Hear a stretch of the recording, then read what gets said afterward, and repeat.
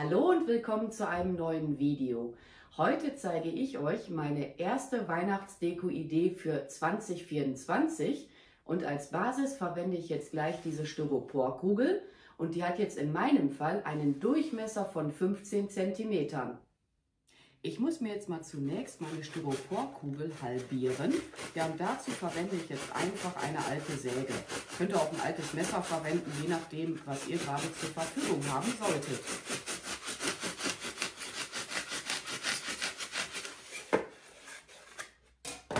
So, geht schon von alleine auseinander. Vielleicht hätte man auch letzten Endes auch einfach mal dran ziehen können. Ja, werde ich jetzt nie erfahren. Das werde ich dann halt erst erfahren bei der nächsten Styroporkugel. Okidoki, jetzt haben wir ja hier eine Hälfte. Jetzt interessiert mich echt, ob man das auseinander hätte friemeln können. Naja, ist jetzt auch wurscht. So, dann kommt jetzt hier Plattenmoos um diese halbe Kugel drumherum. Könnte man jetzt theoretisch gesehen mit Bindedraht befestigen oder mit Schmuckdraht. Aber ich habe mir jetzt gedacht, ich verwende zum Befestigen diese kleinen Haften. Jetzt habe ich hier schon Styropor am Daumen. Ne, ich verwende jetzt zum Befestigen diese kleinen Haften.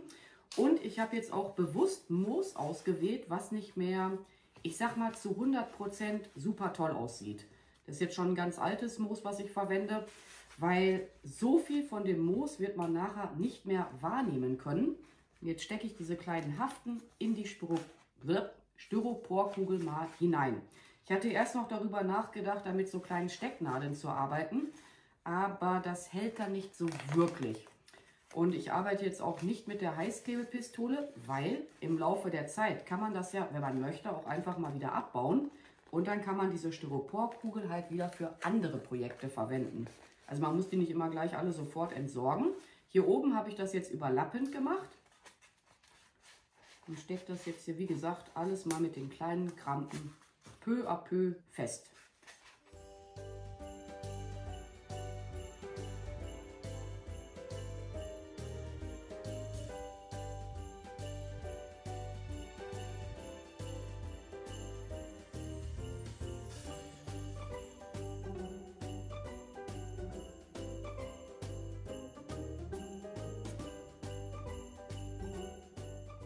Ich habe jetzt meine Styroporkugel komplett von außen mit dem Plattenmoos bedeckt und so sieht das Ganze jetzt von oben aus.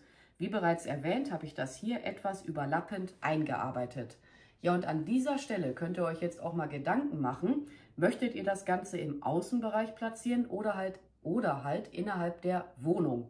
Wenn ihr das, so wie ich auch, im Außenbereich platzieren solltet und das kommt an eine Stelle bei euch draußen, wo halt auch Regenwasser hinkommen kann, dann solltet ihr auch hier in die Styroporkugel ein Abzugsloch hineinbohren. Ich nehme jetzt hier gleich einfach diesen alten Schraubenzieher und im Vorfeld mache ich mir aber jetzt auch noch mal Gedanken, soll die Kugel nachher so gerade stehen oder, wie in meinem Fall, werde ich jedenfalls so machen, etwas schräg stehen. Ne? Da muss das Abzugsloch natürlich an eine andere Stelle, halt da, wo der tiefste Punkt dann nachher ist. So, jetzt will ich aber nicht meinen Tisch kaputt machen. Bin ich schon durch? Ja, ich bin schon durch. Ja. Wisst ihr was? Ich mache noch ein zweites hinein. Sicher ist sicher. Ah, das war ein ekliges Geräusch. Das war gerade echt ekelig. Ja, dann kann nämlich das überschüssige Gießwasser ganz entspannt abfließen. So, und dann braucht ihr jetzt als nächstes, könnt ihr ja schon sehen, eine Heißklebepistole. Den Heißkleber oder vielmehr die Heißklebesticks, die ich immer verwende, die trage ich mal mit in die Videobeschreibung ein. Weil ich habe damit jetzt im Außenbereich wirklich keine Probleme. Und mit der Heißklebepistole werden jetzt hier diese Tannenzapfen an das Moos befestigt werden. Hier diese untere Seite, die dann halt nachher so stehen wird, die werde ich nicht abdecken. Und ich muss mir das Ganze hier mal eben auch etwas zurechtlegen. Die soll nachher nicht zu krumm sein. Ich würde die erstmal so stehen lassen. Mal eben nochmal Lucky. Oh, komm mal her. Ich habe ja auch schon einen neuen Heißklebestick liegen. Da kommt jetzt ordentlich Heißkleber an den Zapfen. Auch ein bisschen auf eure Finger aufpassen. Ansonsten innerhalb des Hauses auch mal Wund- und... wie heißt die nochmal? Ach, diese Wund- und Heilsalbe was wollen wir jetzt sagen? Einfach diese Wund- und Heilsalbe dann auftragen. Und ich halte den Zapfen jetzt mal so lange fest, bis ich halt merke, jupp, der hält jetzt von alleine. Ich würde dann hier erst diesen unteren Bereich, gestalten. Und dann im Laufe des Prozesses werde ich meine Kugel dann auch einfach umdrehen. Das ist aber jetzt letzten Endes einfach, damit ich halt ein Gefühl dafür kriege nachher, wie krumm wird die nachher stehen.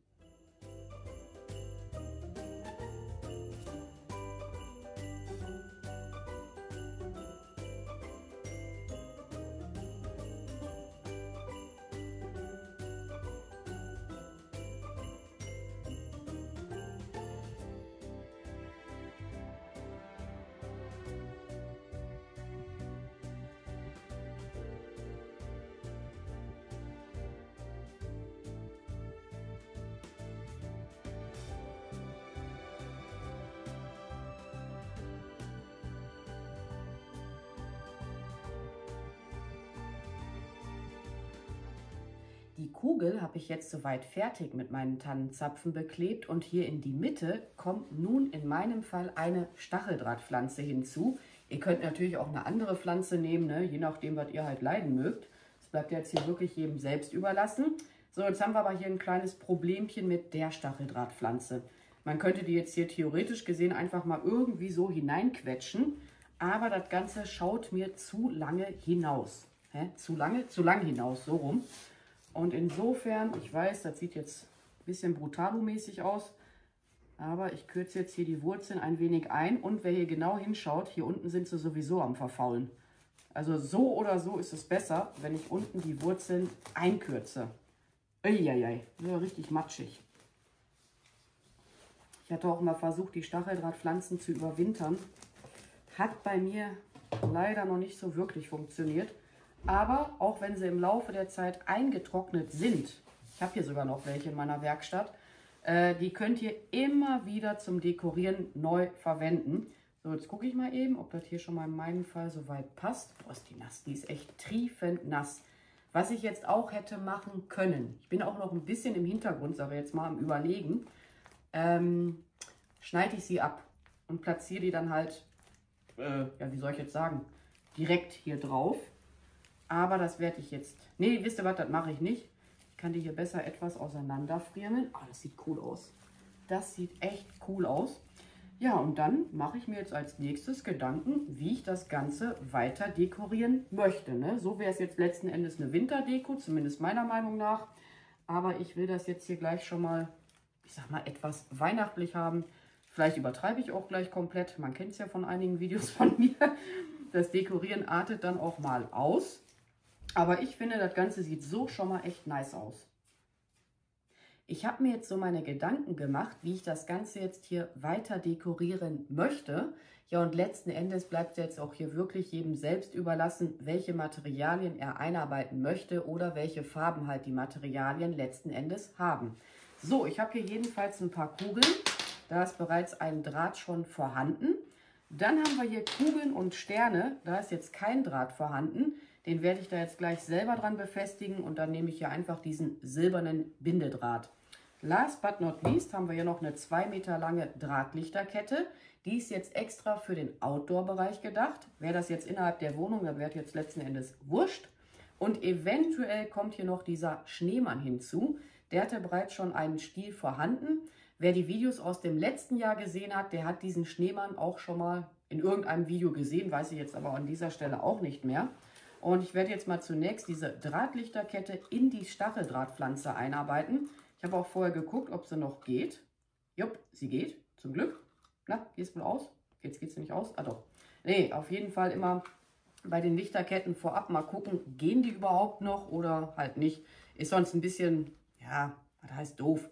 Ihr habt das Ganze eingearbeitet, habt die Kugeln drin und dann geht halt diese Lichterkette letzten Endes nicht. Ist halt, ja, ich sag mal ärgerlich, ne? Wenn man das dann halt wieder alles abbauen müsste oder abfriemeln müsste.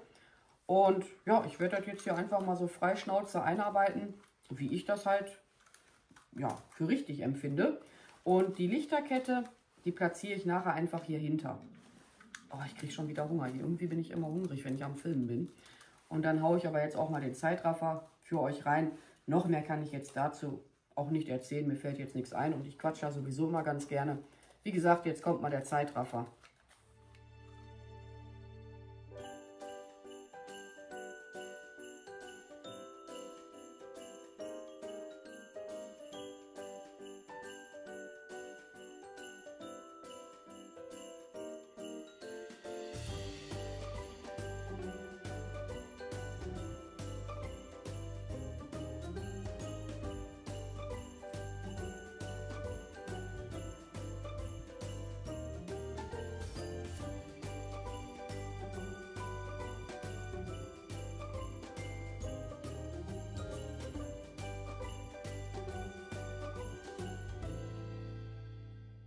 ich habe mir jetzt gerade doch noch neue Batterien hinzugeholt und dieses Batteriefach verschwindet jetzt hier einfach unter der Stacheldrahtpflanze. Ich meine, ein bisschen wird man es natürlich noch wahrnehmen können, aber das wird dann in meinem Fall so platziert werden, dass halt, ja, wo ich jetzt stehe, eine Wand letzten Endes ist. Und ich bin aber am Überlegen, ob ich das Ganze auch bewusst ein bisschen drehen werde. Könnte man den ja hier so platzieren, den Schneemann. Ich musste jetzt selber noch ein bisschen drüber nachdenken, aber noch mehr werde ich jetzt definitiv auch nicht einarbeiten. Ich bin jetzt gerade selber ein bisschen hin und her gerissen, ob ich das Ganze halt lieber so platzieren möchte oder dann halt doch lieber so rum platzieren möchte. Ihr könnt mir ja mal in die Kommentare schreiben, was ihr machen würdet. Ja, jedenfalls findet ihr auch alle benötigten Materialien für das Projekt nochmal in der Videobeschreibung. Und dann werde ich mich jetzt auch mal an dieser Stelle bei euch verabschieden. Ich bedanke mich fürs Zuschauen. Macht's gut, eure Pink Peach.